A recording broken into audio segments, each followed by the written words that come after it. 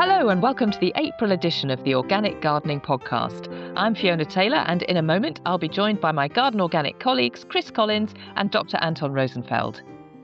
Now, whether you're surrounded by seedlings or bulbs in bloom, there's no ignoring that spring has sprung. Days are longer, the soil is warming up, and we're spending a lot more time in the garden. Later on, I'm joined by Franco Fubini, CEO and founder of Natoora, who chats with me about how following the flavour of produce could be the answer to fixing our food systems. We'll be answering your questions on saving aubergine seeds, tackling ground elder and ants in the allotment. But now it's time to catch up with Chris in the potting shed.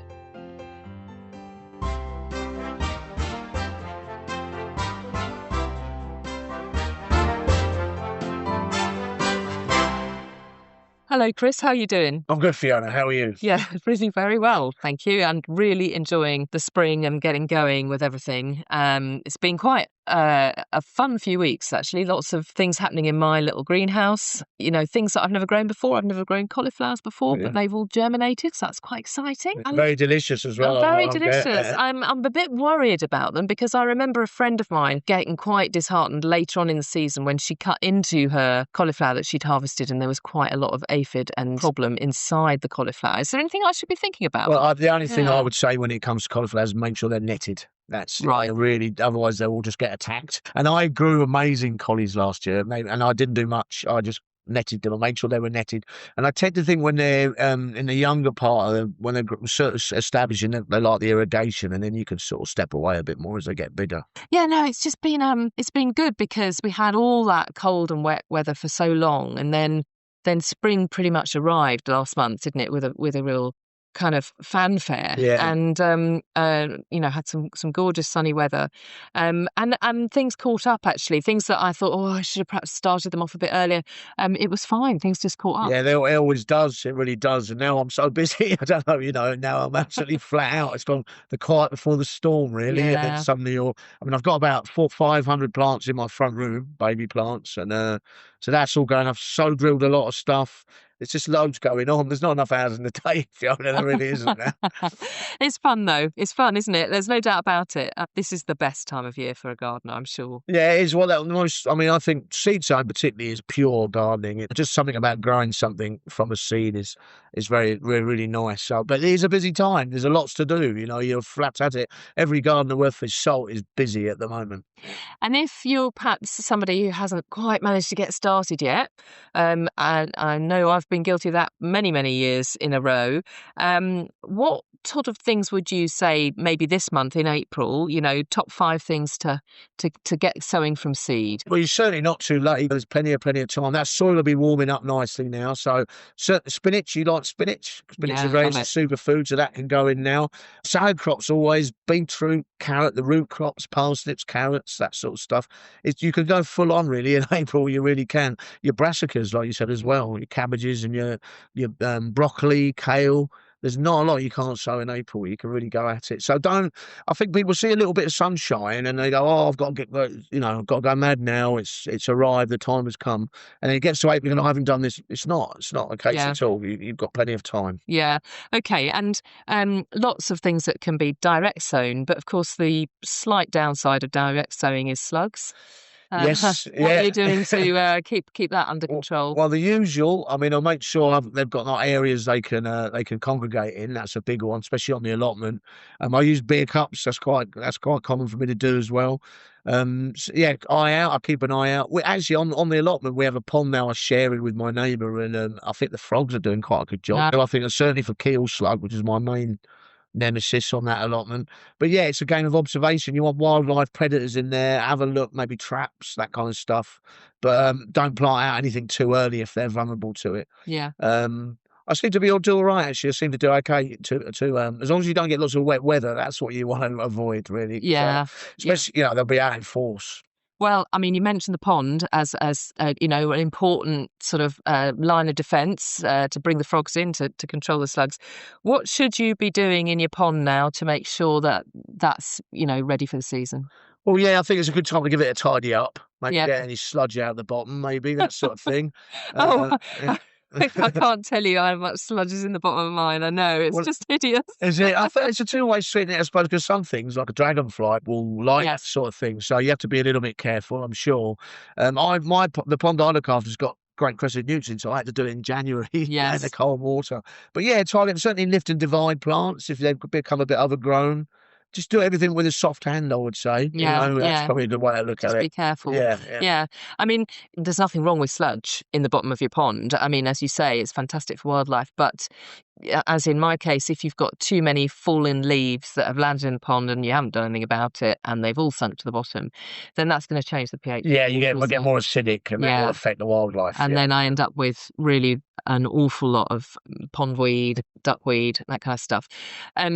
So I'm about to have some help actually with this, because we had some help from a fantastic company here at Ryton called Wild Water, and I've had a chat with them. They're coming to help me clear out, because my pond is so fantastic for wildlife.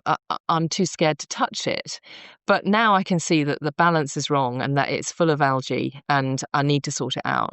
So they're going to come, and what they do is they have a really clever way. They kind of pump it all out, but they conserve all the wildlife that they're in a great big kind of like barrel, and then they clear off the bottom, and then they pump the water straight back in again, so that you haven't lost any of the dragonfly larvae and anything else that's in your pond, which is many things crawling around, which just, again, it stops me doing it. So I'm going to have a bit of help from the professionals, but then after that, I think the advice is going to be that come the autumn, I really have got to be vigilant about net it, maybe, to get the leaves out. And the other thing, if you can't, I mean, you do that professionally, it's very good, isn't it, Harry? But if you are doing it at hand yourself, I think one tip to do is take it out, just leave it by the side of the pond for a day or so. So anything you've removed can get back in the pond. That's one little tip, I think. But, and that's fantastic on the compost heap as well. It's absolutely. So that big pond I've done, I took out so much stuff because it was full of a plant called typha, which is a good plant, native plant, but you couldn't see the water. I took out loads of it, but I just piled it on a big pile around the edge of the pond, but I left that for a couple of weeks so anything in it can get back in the pond, and now it'll be composted. So it's another way you can do it as well, if you can't afford professional help, I suppose. I know, and I feel a bit guilty actually getting the professionals in, but I'm hoping that if I get them in once and then I learn how to do it, then I'll be able to do it myself. But it is fear that's stopping me, because I don't want to disturb the wildlife that has taken up residence there. Yes, well, when I got into my big pond, that's all I thought about. Really. I'm gate crashing their world. Yeah, exactly. What I'm about to tread on. Exactly. It's like when I was really soft-handed when I did it, even though I moved a lot of stuff. I don't go stomping around. I was worried about falling in anyway because it was so deep. It is nice to think that it can go into the compost heap though, and then keeps the cycle going. All part of the organic system, isn't it? Yeah, of course. And are you using your compost at the moment? I have been, yes. I prefer to use it late March anyway, come early April.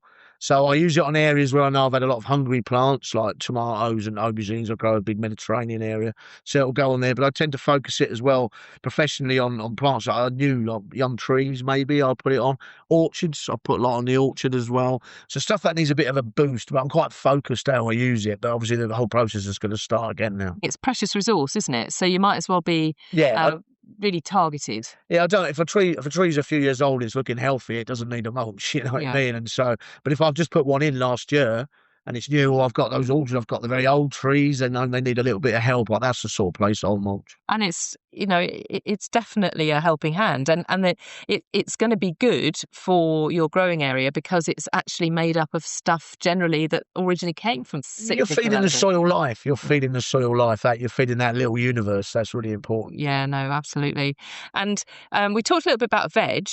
I just wanted to talk a little bit about fruit. I bought quite a few bare root fruit bushes this year. Are we too late for pruning and that kind of stuff? Where are we up to on fruit in a general sense? Yeah, well, I think it's the apple and pear probably, and those sort of fruits has passed you by now. I think you probably can't. They'll be coming into blossom, so you don't really touch those. They're more end of February, early March. But yeah, I think that's what you can plant now if you want, no problem. Raspberry canes, that kind of stuff's a good time to put them in. They'll get going quite quickly. So, I mean, I'm not a massive fruit grower, and the reason simple is I don't have the time to. on the allotment to net it all, basically. So you need to watch out for the bird life. But I mean, fresh raspberries and red currants and white currants are really nice, but make sure you protect them. Yeah. Okay. Yeah. Yeah. My garden has quite a bit of dappled shade in it, so it gets some lovely sun in the morning. But then after that, it's not in heavy shade, Yeah. but it's dappled shade, I would say. Yeah. So I've shied away from trying to grow food in that context. But what would work in dappled Well, shade? certainly your currants, yeah. Okay. Your soft fruit will take a bit of dappled shade, no problem at all. So that's quite a good way to use that space. I think quite a lot of leaf crops as well. Yep. Because if you put a tomato in dappled shade, and even though you get the morning sun, they need the sun for ripening purposes. You want that fruit to ripen up, so it needs the heat. Whereas actually, you don't have that problem with leafy stuff. So spinach, cut and again, salads, those sort of things. I think you'll get away with. If you've got good morning sun, dappled afternoon shade, you can grow in that area. Yeah, and that is really good advice, actually, because, nobody's got the perfect conditions. We've all got to work with what we've got. Sure. Yeah. And it is, I always used to think that you had to have full sun for everything. That's not the case. No, it's not. And do a little taster bed is quite a good idea. Clear a bit of grounds and put some stuff down and see what works. You soon find out. I think if you get 4 or 5 hours more in sun, then that's quite a lot of sun, and a lot of plants will cope with that. Yeah, no, well, I definitely do. Yeah. How's the balcony, Chris? It's a blaze of colour, as is my verge out the Okay. front, my relocation for bulbs area. It's just absolutely blazing with daffodils, as is right, and has been the last few weeks as well. It's just the time of the bulb, isn't it? It really is. So my daffs came up, they looked amazing. They've all kind of gone over, and all the tulips have risen up now. So I've got a lot of very beautiful creamy white tulip and red tulip that look amazing, and pink one as well. So it's and a few alliums are starting to appear, but the balcony it's just a real joy. It's a blaze of colour. Yeah. Very simple to do, but and it's mainly where you do your flowers, isn't it? Do you generally? Yes, yeah. Look, the colour goes onto the balcony. The allotment's a bit more. There's colour on it, but it's a bit more practical, basically. It looks amazing. You can't lose with bulbs, really. They never let you down. It's a good way to get kids interested, I think, to plant one and see it come through later. But yeah, it's really nice. Yeah. The verge is quite interesting because everybody walks. I live next door to a gym and a library, so there's a lot of people walk past it, and it's really interesting watching them all engage the colour and look at it, take photos of it. Oh, fantastic! So it's kind of really is a real public sort of. I feel like I'm giving a public service. Yes, yeah. This is the guerrilla gardening. That yes, it is. Yeah, been doing. Yeah, it looks amazing. It's been about 7-8 years now. It really has kind of filled out. Yeah. And with your professional hat on, obviously over the years you've looked after some very famous lawns, not least Westminster Abbey. If those of us are looking at our gardens now and thinking, right, okay, this lawn really ought to be cracking on here, what should we be doing? Well, certainly it's a good time to give it a scarify, which is basically if you've got a small area, use a lawn rake, just get over it and take the thatch out. That's the layer of dead leaves below. It's a good time to do it now. And that what happens then is the rhizomes or the stolons, which are the underground stems, you kind of break those, and then you get tillering, which means you get new shoots. It thickens the whole thing out. Some people might say they don't want to do that. I think the biggest thing you can do is overseed this time of year, and I would probably throw in a bit of pollinator mix as well. I did this at Westminster Abbey, so you can throw a bit of clover in. Really essential pollinator for bees. Daisies are going to come out, in April. Really important or early source of pollen. I think this idea that short grass means nature gets pushed out is complete myth. Okay. You can add pollinators to it, and it is quite an important source of pollination for a lot of our pollinators. So you can do that as well, but definitely overseed. You'll like to give it a drink to get the seed germinated and up early, and also just don't cut it too short. I think my 3 top tips are scarify, overseed, and don't cut too short. And if you can, add some pollinator seed. Okay, all right. So we're looking for particularly low growing, tiny little flowers. Yes, daisies are a brilliant example. I was at Kew a couple of weeks ago, and they just kicked off there, and there's millions of them, and they look incredible. They look beautiful. They just do. They're growing quite happily in the lawn area. So it's not a compromise. You don't go, oh, lawns are useless because nature doesn't use them. It's not the case. You can combine them both. Yeah. Okay, well, that is encouraging, because I think you're right. I think the message has perhaps got lost, and so actually, it's all right to cut your grass, but just don't cut it too short. Yeah, it's not, we're too keen on binary decisions, I think, sometimes. Yeah, well, that's true. Of course, April kicks off with the Easter weekend, which is huge in the gardening industry.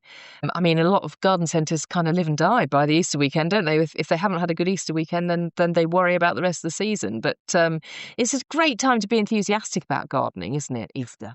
Well, I think so. I mean, obviously, we want people to be gardening. Garden centres play a big role in that. Obviously, Yeah, the representation of people, looking at stuff on telly or in magazines, matches in with where they go and purchase stuff. So they play a vital role. They really do, and they've been changing a little bit as well, haven't they? As we've become more environmentally aware and more organic. So that's good to see. I'd say there's a little bit way to go on it. Yeah. But I think that kind of. You're right, that it kicks the season off. So people want success at the moment, and that'll keep them interested in the game as you go through the season and into the future. So they definitely play a role. My own personal experience of them is I do buy plugs. I'll get some plugs. Tiny little plants are quite cheap. So herbaceous perennials are quite good to buy like that. But, people like instant stuff, don't they? So they'll go along and everything will be in flower and, and they'll go, well, that look instant there. And so it's kind of, that's how it works. It's difficult, isn't it? Because on the one hand, that's very tempting. But on the other hand, it does soon get really expensive. And it isn't too late at all to be sowing seeds. So don't be put off by that. I think the idea of some herbaceous perennial plugs is a great one, actually, because later on in the season, those herbaceous perennials will be £8-9 a pot. And if you've bought them as a plug, you're going to be saving yourself an awful lot of money. And then if you grow that plug on yourself, then you can divide it yourself later in the year, can't you? Yeah, exactly. I mean, that's what, when I look at an herbaceous perennial, I think, well, I'll get 4 out of that later. Yeah, exactly. So I suppose it's about thinking about, if you're going to a garden centre and you're going to get, a bit of stock, whatever you need to get, think about it as an investment in the rest of the year. Yes, you're adding it to your collection, is what I would say. So a lot of garden is a collection of plants, isn't it? That's what it is. So you add into that, really, and you want to propagate it and keep it going, keep it healthy, keep it alive. So it's a decision to make, isn't it? In your mind, do I want this plant in my collection? How can I propagate it and sustain it? All the things I'm going to do to look after it, basically. We shop with our eyes nowadays, so that's a little bit different. A lot of people are busy, they shop with their eyes. So you can see why a lot of people, if they go out and buy, say, hydrangea that's in full flower now, that's great, because if they're taking an interest, that benefits us all, I think. Yeah, I think that's right. And, it's a time to get inspired, isn't it? Go and have a look around your garden centre, get inspired, and then, invest wisely, spend wisely, and then go home and have fun and, do it yourself. This month, we have got a really interesting guy on the podcast, somebody I interviewed a little while ago, called Franco Fubini. And he's written a book called In Search of the Perfect Peach. Great title. A great title. And a great principle, because the principle behind the book is, if you follow the flavour of any fruit or veg that you are buying, then you're far more likely to be buying from farmers and growers who are growing in the most ecologically friendly way. It will mean that the soil is healthier. It will mean that fruit or veg is grown perfectly in season. Perhaps it hasn't been imported over too many miles. It's just quite an interesting test. And I wonder what you think about taste, Chris, and whether there really is a difference when you grow it yourself. I think it's massive. I'd grow for taste. I would not bother with that allotment if it wasn't for the taste. And I think it makes a brilliant point of that. When you take something seasonal, fresh out of the ground, that's just no comparison. I think as a society, as a people, we've kind of lost that relationship. I think we've got used to bland taste. I think we've got used to going, that's how things taste. Well, they don't. Keeping an apple in a box for 4 weeks means it's not going to taste the same as one that comes off a tree straight away. And talking of apples, I mean, like all edible crops, as soon as you pick it, the mineral value starts to decrease. And with that comes the taste of it as well. So I think that I can literally taste that almost soily taste to my veg when I pick it. I really can sort of taste that in it, and that's what I do it. That's the reason I do it. I think he's hit the nail on the head, really. We need to be more seasonal, more localised, and rediscover our taste buds. Recently, I spoke with Franco Fubini, CEO and founder of Natoora, a company connecting small-scale sustainable growers with restaurants, supermarkets and consumers all around the world. Through his book, In Search of the Perfect Peach, he highlights how understanding flavour can empower people to make choices that support a more sustainable food system. So I'm Franco Fubini, and I wrote In Search of the Perfect Peach, Why Flavor Holds the Answer to Fixing Our Food System. Franco, thanks so much for talking to us. It is quite a story how you have come to be where you are today. Can you just give us a flavour of what it was that caught your imagination in the first place to get into food in the way that you have? Yeah, so I think there was a genetic predisposition. I always loved to cook, and I very much had an affinity with produce, with fruits and vegetables. But it was my time in the US where I spent much of my spare time cooking and seeking out ingredients that I noticed that it had become, in large cities, it had become very, very difficult for consumers to get access to good quality, primarily fruits and vegetables, not just. So you're a keen cook. Where did that start?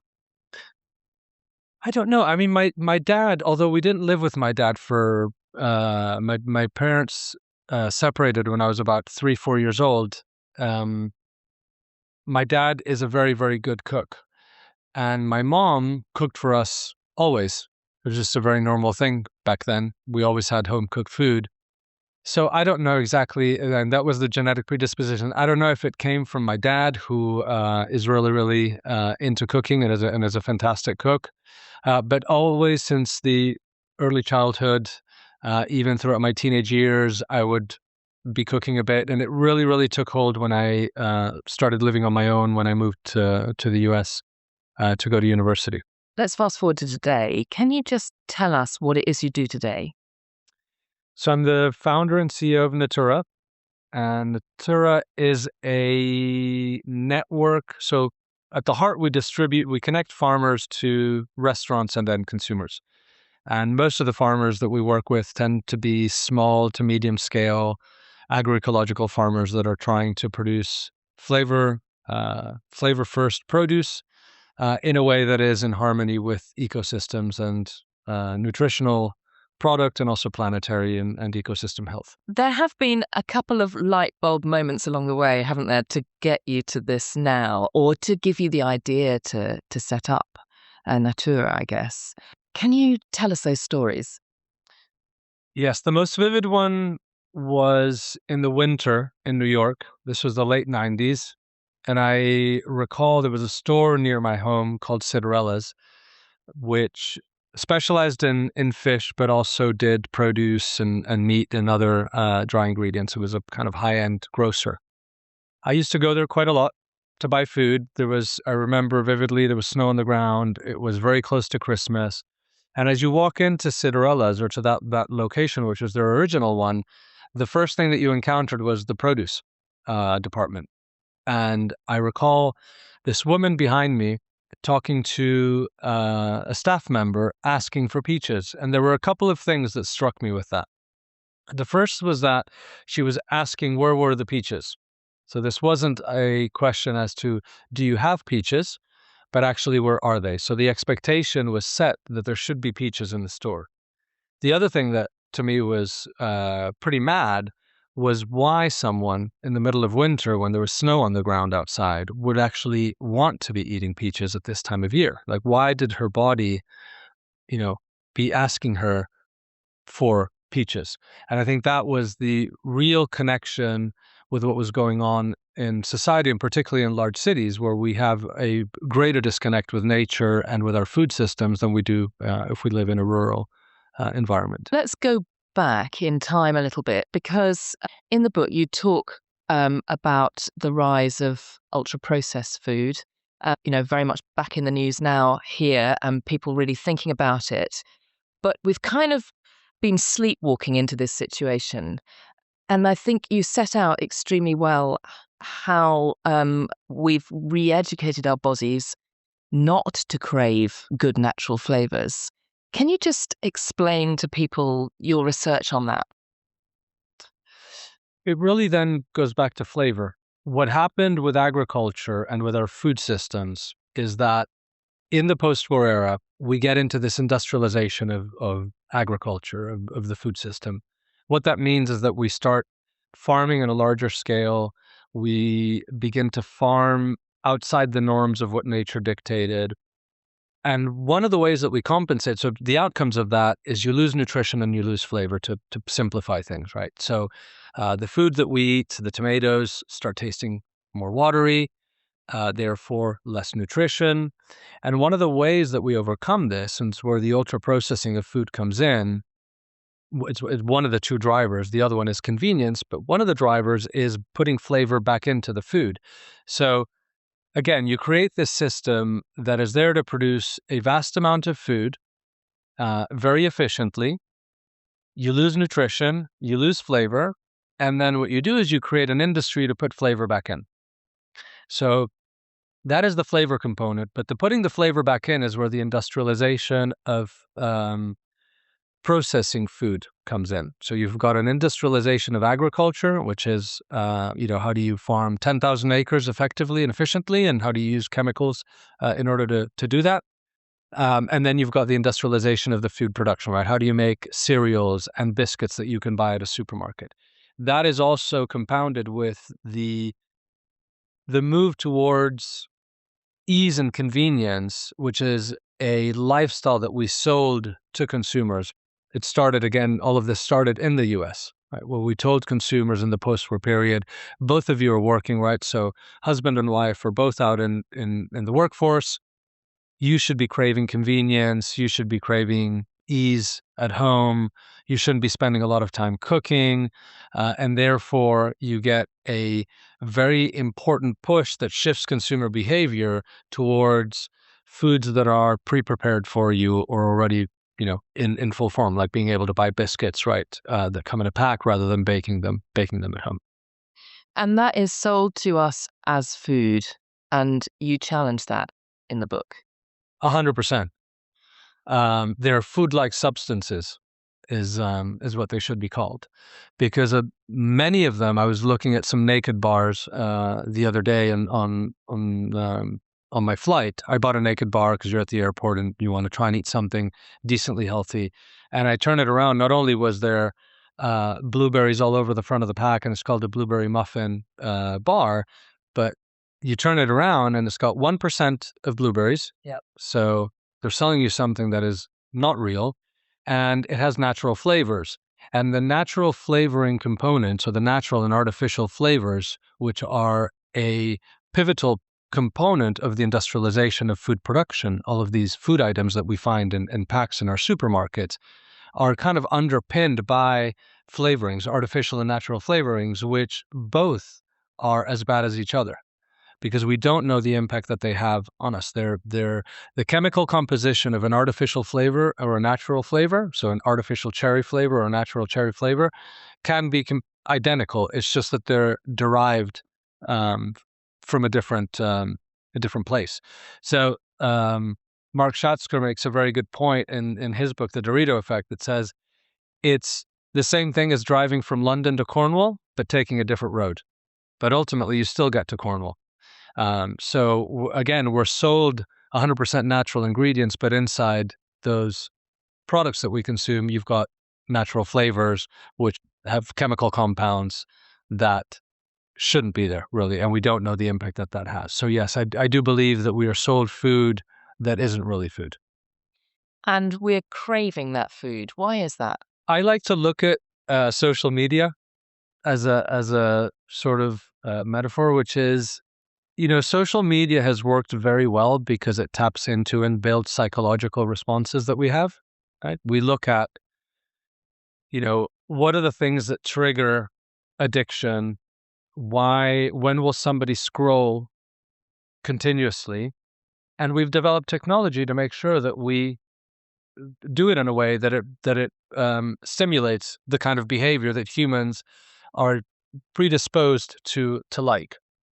And we've done the same with food. We've looked at human psychology, we've looked at human physiology and how flavor and the mind are connected. And we've figured out how do we create these food items that are inherently craveable.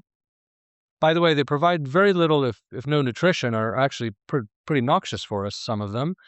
But because they provide no nutrition, they provide no satiation, so you never get full from them, and you can eat them, continuously. So that's why we could eat a bag of potato chips, and it doesn't matter how big the bag is, you could finish that bag of potato chips. So whether it's 100 grams, 200, 300, 400 grams, you're gonna continue eating it. So we've tricked the body into believing that these food items are actually good for us, so they taste good to us, because the body's reaction, the body senses flavor when it senses that something is good and nutritious for us, which makes a lot of evolutionary sense. What the food manufacturers have done is take that, right, and figure out how do we engineer flavor so that the body's telling you, yes, eat more, but also I'm not full. Yeah. So they've hijacked flavor in a way. They've hijacked flavor and they've hijacked our bodies, yes, to get us to eat and want to eat food that is not nutritious for us, not good in the way that it's produced in terms of planetary health, and that does us a lot of harm. Throughout the book, your philosophy seems to be follow flavor. That's the answer. But beware, I guess. Yes, I probably should have said follow real flavor, because yes, we've been exposed to these flavors that are good. Like if I have a Dorito right now, I probably won't want to eat another one. But my palate and my body and my mind recognize what is good flavor or what is real flavor from what is just a flavor that I know a Dorito will taste good, but that I shouldn't have too many of them. So yes, we should be following real flavor. And the more that we can expose ourselves and expose children particularly to, real food, the more that we can bring up consumers that actually understand the difference between real, healthy, nutritious food and food that, yes, tastes good, but that is not good for us. You dedicate a whole chapter to seed. What is it that you think is so wonderful about seeds? I mean, one seed, and some seeds are really small, hold life in there. So that in itself is truly magical. And within that small vessel, you have a plant that's going to give us food. And not that it doesn't require any work, because we know that farming is one of the hardest professions out there. But still, you could get that seed, put it in the ground, look after it a bit, and it feeds you, right? So as long as you've got good, healthy soil, there's not a huge amount that you need to do. So I just find them truly magical, and I find that a lot of our human heritage is encapsulated into those seeds, because who we are today is a product of obviously evolution and the fact that we started farming roughly 10,000 years ago. And again, we wouldn't be where we are today without agriculture, because all of the advances that we've had as a society can be traced back to the fact that we started selecting seeds. So we stopped moving around, first of all. We started settling into communities that were settling into one area and weren't traveling anymore, weren't nomads. We started selecting wild seeds. We started planting them with the intention of growing our own food. And at that stage, we could specialize. In the chapter about seeds, you do talk about breeding and, for example, peas. And it's such a compelling case for the gardeners amongst us to kind of have a go. And you must have observed some really interesting practice when you've gone to visit so many growers. Yes, many of the growers, interestingly, don't produce seed anymore because it's a very complicated endeavor and it just adds complexity. But you still have some, even in fairly large scale, that are keeping their own seed. We've seen that a fair bit in Calabria with onions, and also in Breme, which is a very, very special onion that is grown by something like 12 farmers.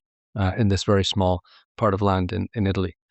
So I think seed selection is really wonderful because when it's done correctly, I wouldn't say that it's easy to do, but plant breeding again is so ingrained in the human history. Right? It's what we've done to figure out a way to feed ourselves as we've grown in terms of size of population. But the development of interesting varieties, I tell the story of the sugar snap with Lambourne, where he was being asked to try and sort out a problem with the pod of the pea, and all of a sudden he notices that he could create a pea that was actually had a pod that was edible. And over time, he continued to select and work on that, and ends up developing the sugar snap, or the Munch 2, which we all know now.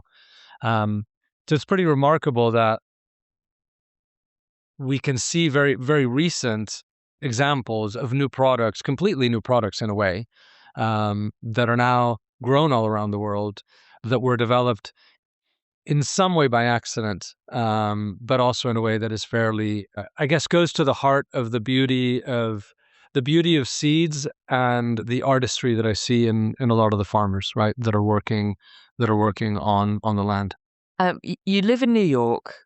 You're here in London today. You travel extensively. Have you stumbled across any examples of where a culture is perhaps getting this right? Wow, that's a great question. My mind goes towards communities that I've met that aren't in cities. So I think about some of the communities in Mexico where I traveled to discover farmers with our partners Tamoa that are farming heritage corn varieties and preserving. That's a whole other kind of beautiful story around the preservation of cultural and human heritage, particularly with corn and maize, which is kind of part of the reason why we're here as a civilization. But that it's in those communities that I find the greatest examples of hope or doing it right. This deeper connection to the land, deeper connection to the product. I think that the real answer to your question is: are there any cities? Are there any real urban environments that are getting it right?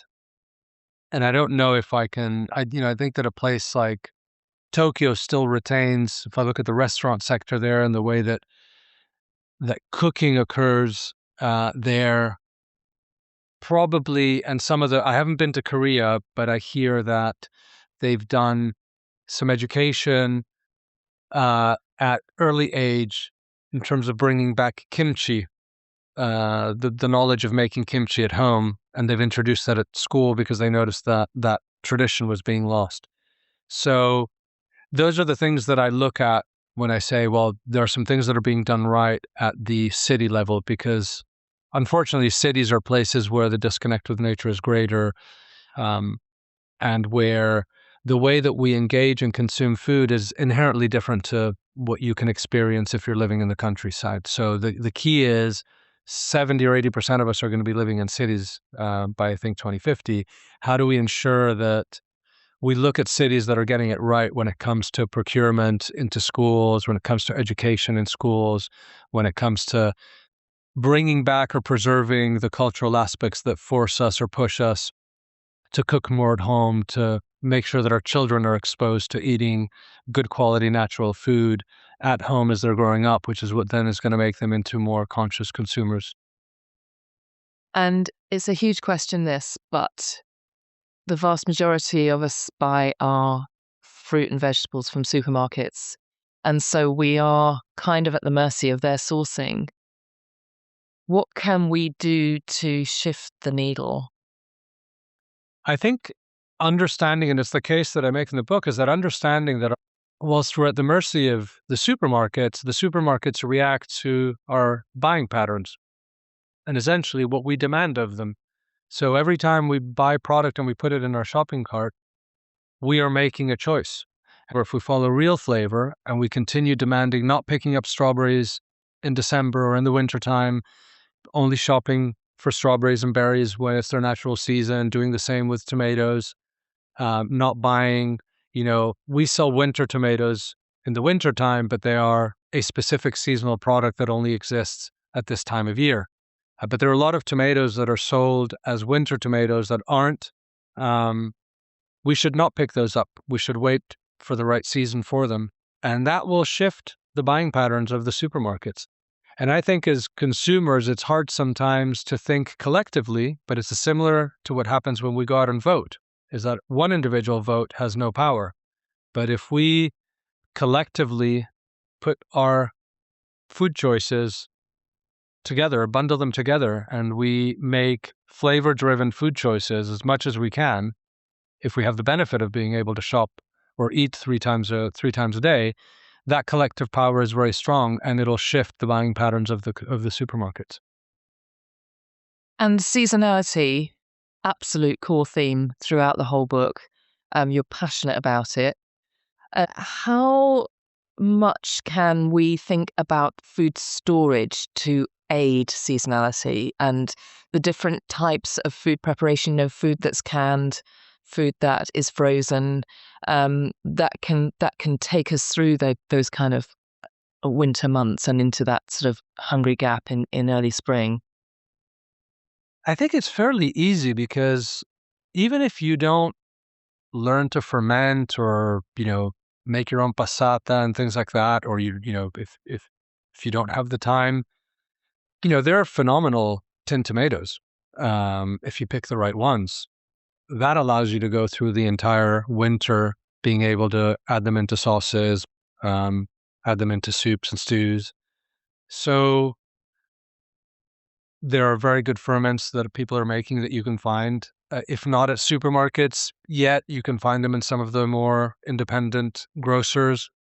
So I think you can definitely complement, the hungry gap in the wintertime with products that are preserved, whether you've preserved fruits or whether you've frozen. I think frozen is something that in the UK, unfortunately, is not looked at as positively as we should.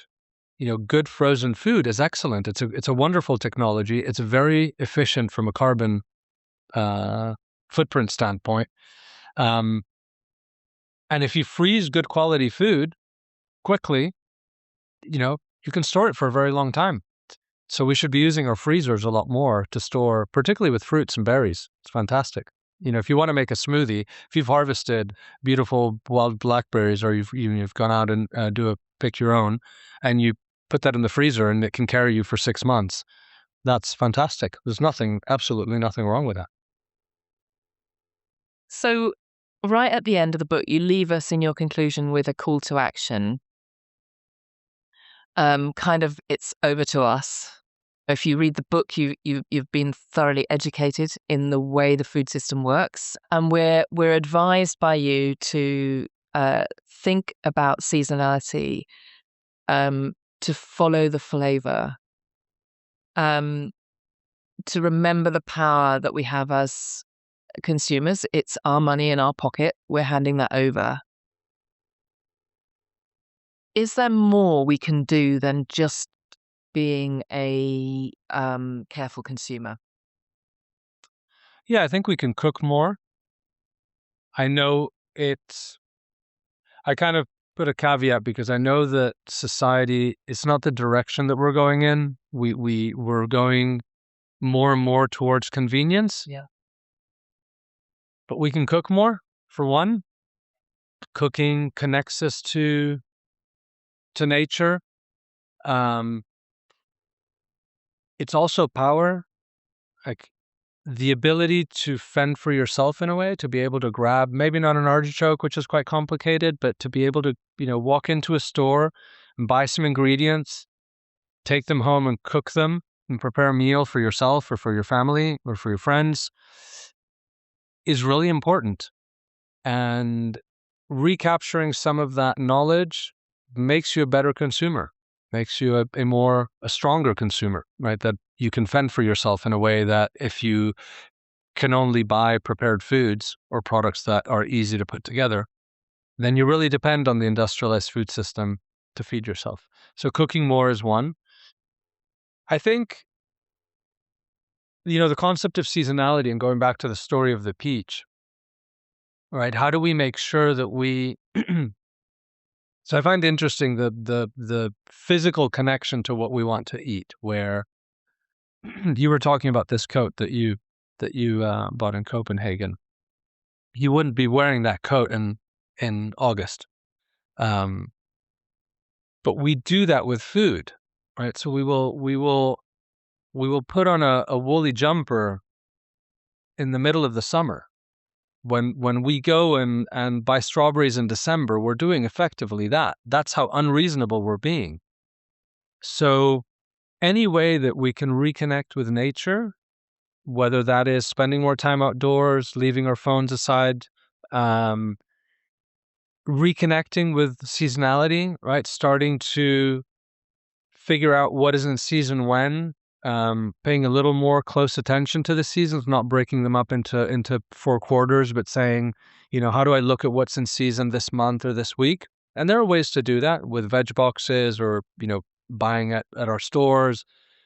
That reconnection will very quickly make you want, citrusin in the wintertime when you need it most. It'll want you craving strawberries and peaches in the summertime, tomatoes in the summertime, and so forth. And I think that reconnection, if we can capture it, is also going to guide our food choices into a much better place. So, in search of the perfect peach, why flavour holds the answer to fixing our food system. Franco, thanks ever so much for illuminating us on that. It's a really sound philosophy and something I know that those of us who are gardeners and who grow some of our own and who know that actually the flavour is so much better if you've managed to harvest your own food. I guess my final question is, do you have hope? I do. I have a lot of hope. I see it more and more. I see it with younger consumers. I think that, yes, there is a brighter future out there. Nutrition, gut health, just people's lifestyles are changing. We're drinking less. All of that is pointing in a direction where we're taking a far greater consciousness around what we put in our bodies. So I do have a lot of hope. I think that collectively we can have massive change. And I think that, for your audience, which are used to growing some of their own vegetables and plants, which then means that you're tasting, right? You're tasting a tomato from one week to another. You're tasting those peas. You see the difference in flavor when you harvest them, when they're a little smaller, a little bit bigger, those peas.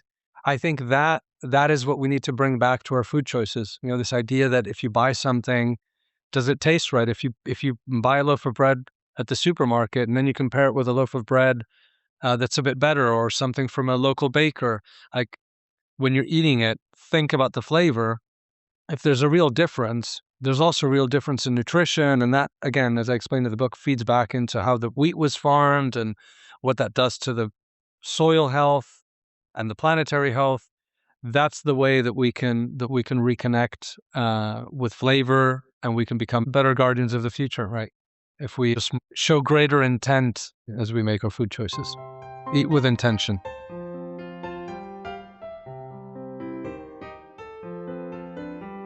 Time now for your questions, and I'm here with Dr. Anton Rosenfeld and Chris Collins. Hello to you both. Hi, Fiona. Hi there.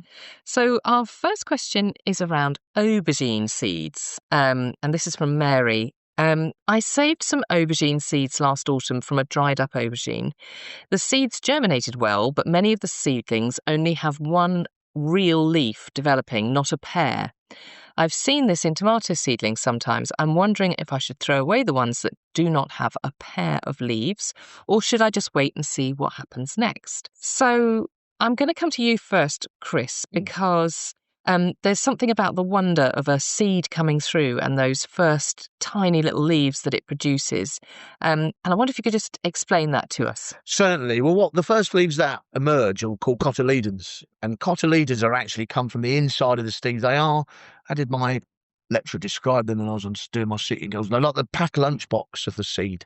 So they are a food source while the plant emerges from the ground, which is a little miracle in itself.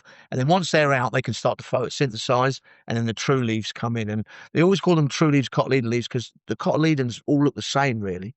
Many, many, many hundreds of thousands of species, they probably look similar, whereas the true leaves will be the leaves of the plant you see as it grows. I certainly don't think she needs to throw anything away. I think that one cotyledon enough is probably enough to get the true leaves coming through. Okay, so wait and see. We reckon something good will happen next. She saved her seed from a dried up aubergine. It's a bit late now to be sowing aubergine seeds. In fact, it is definitely too late. But if people want to save seed for next year, what advice would you give people around saving and sowing aubergine seed, Anton? So there's a number of things you need to take into consideration. The first thing is you want to make sure your variety is an open pollinated variety. It doesn't got F1 in the name. So that's really important, because otherwise the seeds you save, you'll find that the plants are all a sort of great big rag bag, a mix of things next year.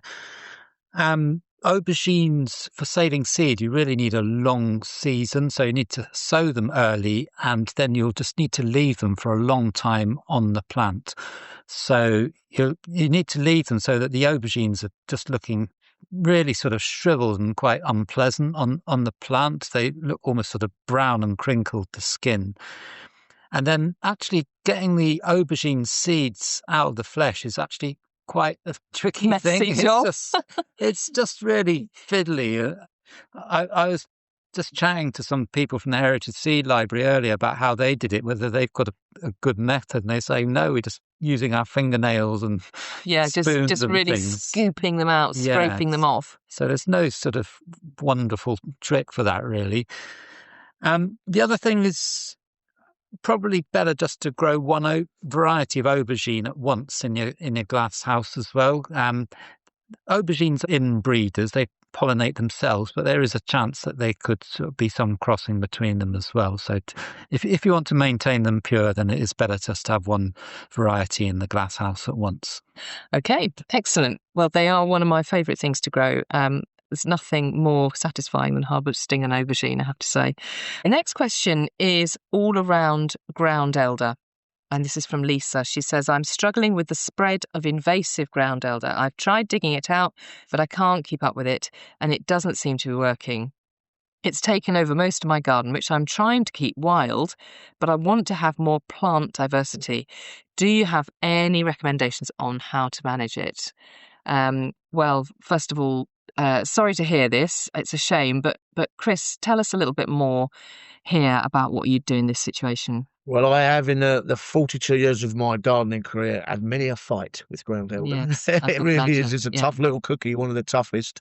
I quite admire it, really. I do the horsetail because it does so well. But it is a problem. There's lots of people saying that methods of maybe mulching over the top of it, thick mulch, just trying to suppress it that way, or digging it out. I think once you've got it, I think you've got it. I think it's there. So you kind of have to work with it a little bit. So there's little things you can do maybe. I mean, I quite like it as a ground cover, and it's very good for wildlife, invertebrates, so it has a good role. You can even eat it, actually, when it's young as well. So it has got benefits.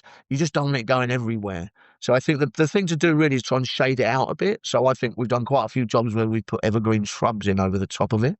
So that could be skimmias and stuff, ligistrums, things like that, quite common shrubs, grow quite quickly.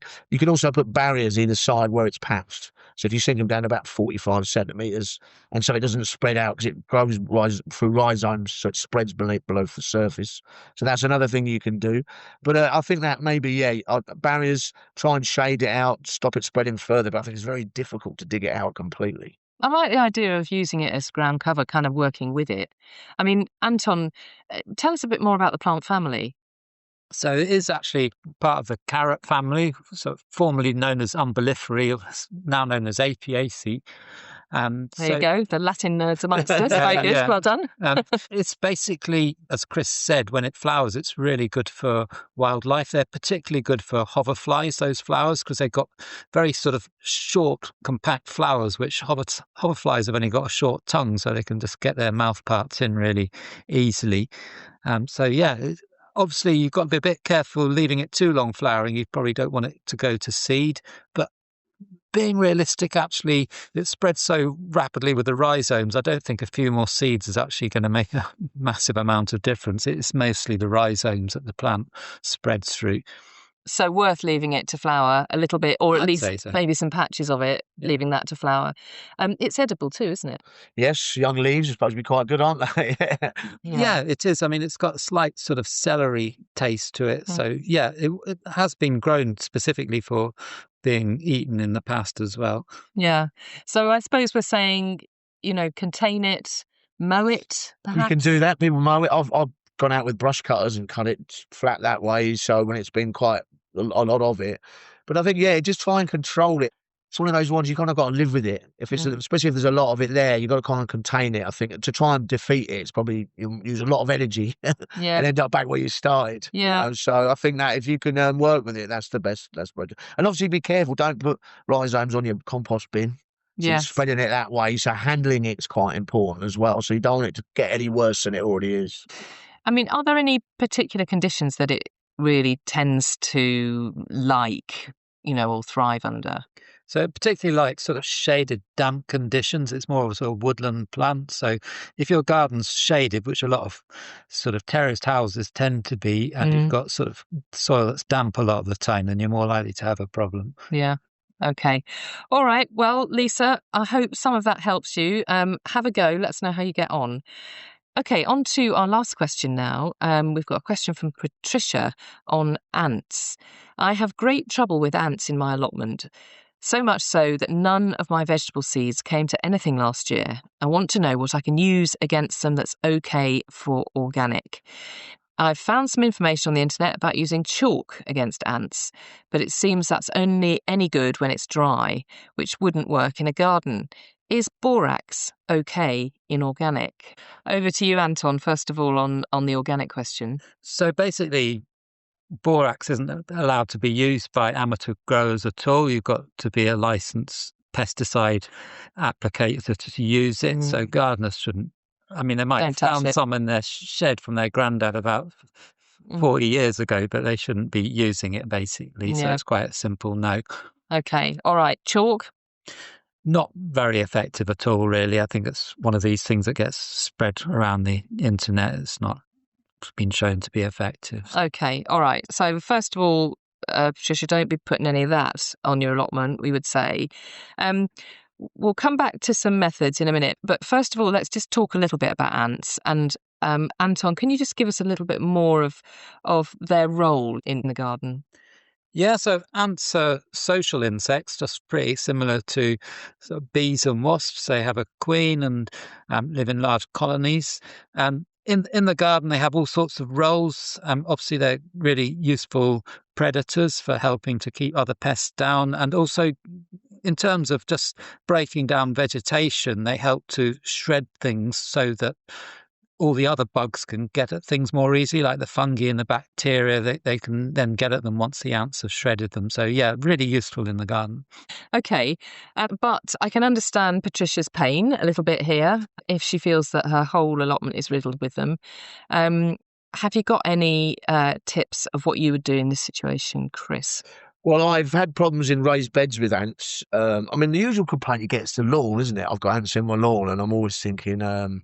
Also, don't sit on them then, because they do a useful job. But I found I flooded them out in that raised bed. I found a lot of the advice you get, like you say, baking soda, vinegar spray, all this sort of stuff, just doesn't work. Just doesn't work at all. So, yeah, they don't like it wet. They prefer dry conditions. So I put stuff that likes a lot of water in that position, and they gave up after a while. I have them on the balcony as well, and I tried lots of methods there because it's right next to the kitchen. You don't really want them coming in the house, which they probably would. And in the end, I just had to replace the entire compost of the pot. So I took the pot out, took it down the compost heap, and then put it on there, and then replaced the soil completely. That seemed to be the only thing that worked. Okay. If she's got an awful lot of them, is there an element of competition as well between the ants and other potentially good predators, Anton? So sometimes you see that ants will farm aphids they like to suck the honeydew out of their backsides. Literally. And yeah, this can cause quite a few problems because what you actually watch the ants sort of chasing away the ladybirds that would be sort of helping to control the aphids. And that can cause a lot of problems because the honeydew gets onto the plants and then the sort of sugary solution promotes a lot of sort of moldy growth and stuff. So that can be a bit of a problem. So is there a solution around encouraging more predators, different types of predators, onto this allotment plot? Yeah, so there are other predators which are not quite so sort of bothered by ants, particularly the parasitic wasps. And these parasitic wasps, they basically need a source of pollen and nectar. So having sort of flowering strips, particularly perennial flowers which flower early, because you want those predator numbers up before the pests sort of get in. It's always a sort of getting that balance right. So, I mean, things like perennial fennel's really good because that flowers pretty early and gets the predator numbers up. Okay, and there's a little bit of doubt when we looked at your question, Patricia, about whether the ants would have really disturbed the seeds because the ants don't really get going until a bit later on. So it might be worth seeing what else might be affecting your seeds. But really our advice is that you try and water as much as possible, and you'll find then that certain areas of your allotment, they'll just go somewhere else. The ants will just go to the drier patches, and try the wildflowers as well. And good luck, and let us know how you get on. So, gosh, we've had some good issues this time, haven't we? Good to grapple with, especially this time of year, as people are just getting started with their growing season. So, thanks ever so much to both Chris and Anton. Thanks. See you next time. Cheers, Fiona. Cheers, Fiona. Thanks so much to Anton and Chris for joining me on the Organic Gardening Podcast. If you've enjoyed listening, please recommend us to a friend or leave us a review on your preferred podcast app. From next month, we're trialling more regular uploads for the Organic Gardening Podcast, and we'd love to know what you think. Please do get in touch via email, which is podcast@gardenorganic.org.uk or @GardenOrganicUK on Facebook and Instagram to send in your feedback. All that's left for me to do is thank Kevin MacLeod for the music, and we'll see you next time.